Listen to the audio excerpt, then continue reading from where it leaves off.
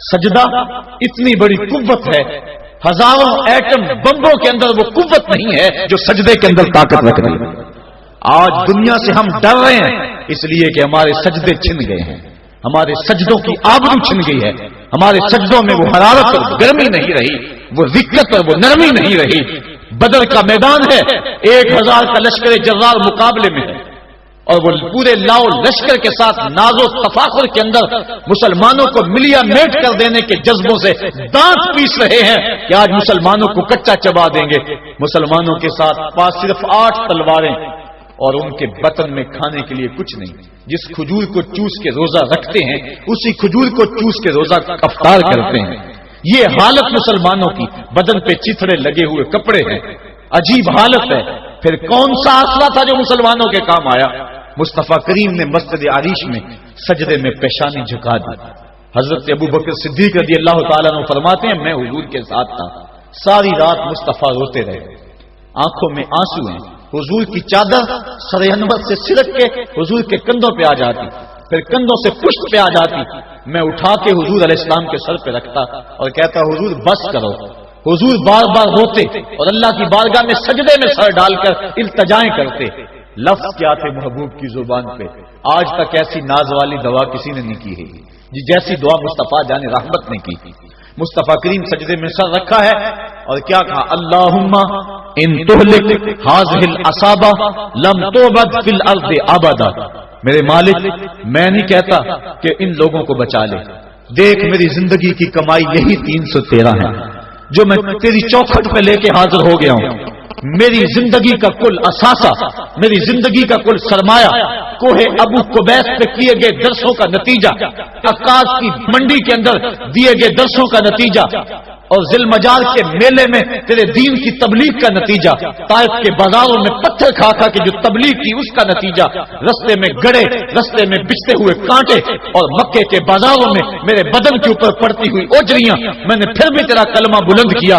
میرے مالک میری پوری زندگی کا گداز، میری پوری زندگی کا سرمایہ، میری زندگی کے آنسو، میری زندگی کا رونا سینے حرم کے اندر کعبۃ اللہ کی چھاؤں کے میں سجدے کر کر کے، کوئی کبھی میں نے عمر مانگا، کبھی میں نے حمزہ مانگا، تیرے دین کے لیے میں نے جو ایک ایک کر کے تنکا جوڑا اور یہ چھوٹا سا گھونسلہ بنایا۔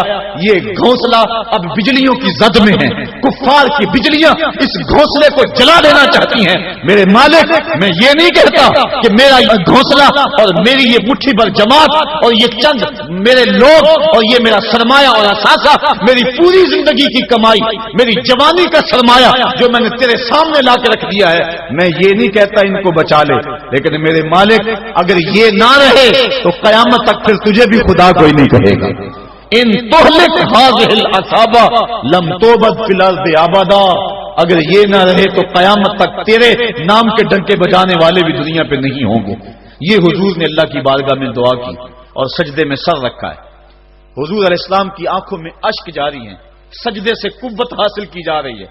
دشمن کے مقابلے میں مصطفیٰ کریم سجدے میں سر رکھ کے اللہ سے آرزو کر رہے ہیں۔ حضرت سیدنا صدیق اکبر فرماتے ہیں اچانک حضور نے سر اٹھایا، میں خوش ہو گیا کہ حضور کے چہرے پہ مسکراہٹ تھی۔ حضور مسکراتے ہوئے فرمایا ابشر یا ابا بکر ھذا جبریل آخذ بعنان فرسہ، ابو بکر بشارت ہو، وہ جبریل اللہ کی مدد لے کر آ گئے۔ تو یہ سجدے تھے جن سجدوں نے ظالم اور جابر قوتوں کا منہ توڑ کے رکھ دیا۔ حضرت علی المرتضیٰ روایت کرتے ہیں رضی اللہ تعالیٰ عنہ، فرماتے ہیں میں نے ہاتھ میں تلوار تھامی اور میدان میں کود پڑا، میں نے کئی کافروں کو واصل جہنم کیا، پھر پلٹ کے دیکھا کہ میں حضور کی زیارت کر لوں، لیکن مجھے حضور نظر نہ آئے۔ میں نے ڈھونڈا تو ایک سمت حضور نے پیشانی سجدے میں رکھی ہوئی تھی اور زبان پہ لفظ تھے یا حیو یا قیوم، یا حیو یا قیوم۔ حضور یہ پڑھتے جا رہے تھے، یا حیو یا قیوم کا وظیفہ پڑھتے جا رہے تھے اور سجدے میں پیشانی تھی حضور کی۔ میں پھر دوبارہ آیا اس سجدے سے جوش لے کر، اس سجدے سے گرمی اور حرارت لے کر، اور پھر دشمن کی صفوں میں کود گیا۔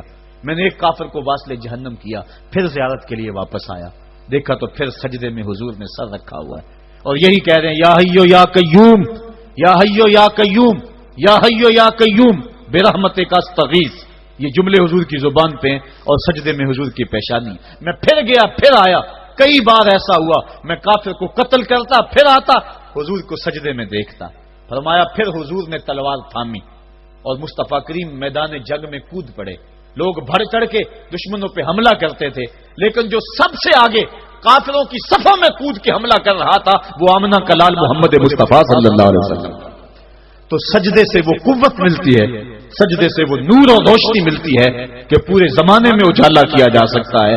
آج 56-57 اسلامی ملک دنیا کے سامنے رسوا ہو رہے ہیں اور دنیا کے سامنے سجدہ ریز ہیں، اس لیے کہ وہ ایک خدا کے سامنے سجدہ کرنا بھول گئے. ایک سجدہ جسے تو گراں سمجھتا ہے 1000 سجدے سے آدمی کو دیتا ہے نجات. آؤ اس کے حضور جھکو، اس کے حضور جھکنے والا کسی کے آگے نہیں جھکتا. سجدہ اس کو قوت دیتا ہے. تو راز کن فکاں ہے اپنی آنکھوں پر آیا ہو جا، خودی کا راز نہ ہو جا، خدا کا ترجمہ ہو جا. خودی میں ڈوب جا غافل، یہ سر زندگانی ہے. نکل کر حلقۂ شام و سحر سے جاویداں ہو جا. گزر جا بن کے سیلے تندرو کوہ بیاباں سے.